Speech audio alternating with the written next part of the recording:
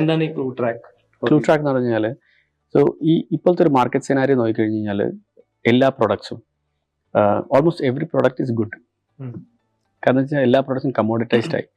നമ്മളിപ്പോൾ ഒരു റെഫ്രിജറേറ്റർ വാങ്ങുകയാണെങ്കിൽ അത് മെയിൻ ഏത് ബ്രാൻഡ്സ് നിന്ന് വാങ്ങിക്കഴിഞ്ഞാൽ ജനറലി ഒരു above average quality, predictable quality ആയിരിക്കും.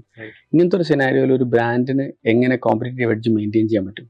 അപ്പോൾ മെയിൻറ്റെയിൻ ചെയ്യണമെങ്കിൽ they should know what customer is thinking, what is A new thing he wants, what is A new pain he has, because the basic necessities are already met. Basic ആയിട്ടുള്ള ഒരു കസ്റ്റമറുടെ എല്ലാ നീഡ്സും മിക്കവാറും എല്ലാ പ്രൊഡക്ട്സും satisfy ചെയ്യുന്നുണ്ട്. അങ്ങനെ ആകുമ്പോൾ എന്ത് നെക്സ്റ്റ് ചെയ്ത് കഴിഞ്ഞാൽ ഇത് മുന്നോട്ട് പോകും. ആ നെക്സ്റ്റ് ചെയ്യാന്ന് വെച്ചാൽ ഒള്ളി പ്രൈസ് മാത്രമല്ല, വേറെ പല ഫാക്ടേഴ്സ് ഉണ്ട്. ഇത് ഐഡന്റിഫൈ എന്ന് പറയുന്നത് ഇപ്പം കുറച്ച് ബുദ്ധിമുട്ടാണ്. കാരണം ഒരുപാട് പ്രൊഡക്ട്സ് ഉണ്ട്. ആൾക്കാർ വെറും സ്റ്റോറിൽ വന്നിട്ടല്ല വാങ്ങുന്നത്, ഓൺലൈനിലും പല ചാനൽസിലും വാങ്ങും. അതേപോലെ കസ്റ്റമേഴ്സിന് പല മാർക്കറ്റ്സുമായിട്ട് എക്സ്പോഷർ ഉണ്ട്.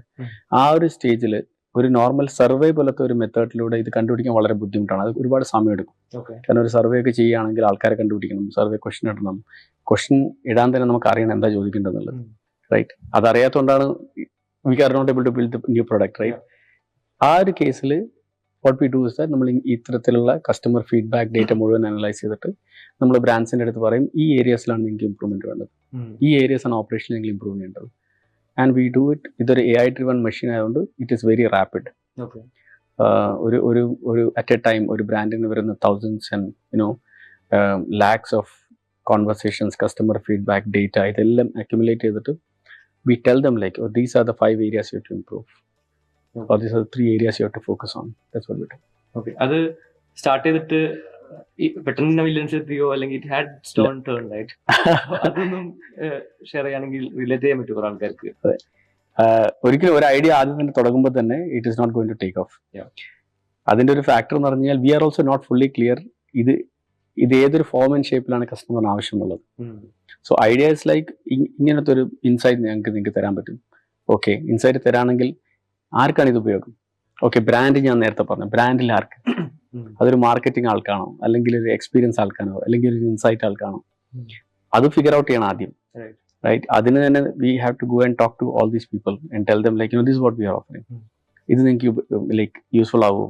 യൂസ്ഫുൾ ആണെങ്കിൽ will you be ready to pay? If you ready to pay, will you be ready to pay X amount, right? ഈ ഒരു സൈക്കിളിലൂടെ ഇറ്ററേഷനിലൂടെ പോയി ലൈക്ക് ആക്ച്വലി വി ടുക്ക് നമുക്ക് really to put down this is what ആ product is, we took 2 years.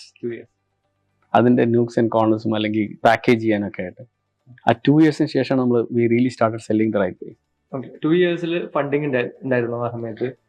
U had to bootstrap ചെയ്യാനായിരുന്നു? എങ്ങനെയായിരുന്നു? How did you sustain yourself? കഴിഞ്ഞ സ്റ്റാർട്ടപ്പ് എക്സിറ്റ് ആയതുകൊണ്ട് ഞാൻ സ്റ്റാർട്ട് ചെയ്യുമ്പോൾ തന്നെ എനിക്കൊരു ചെറിയ എമൗണ്ട് ഓഫ് ഫണ്ടിങ് ഉണ്ടായിരുന്നു. Okay, your own self funding? അല്ല, VC ഫണ്ടിങ് തന്നെ ഉണ്ടായിരുന്നു. പക്ഷെ അതൊരു വലിയൊരു എമൗണ്ട് ഒന്നുമല്ല, ഒരു ചെറിയ എമൗണ്ട് വെച്ച് സ്റ്റാർട്ട് ചെയ്തു. എന്നിട്ട് 2 years കഴിയുമ്പോഴാണ് പിന്നെ നമ്മൾ ഫസ്റ്റ് സീഡ് എടുക്കുന്നത്.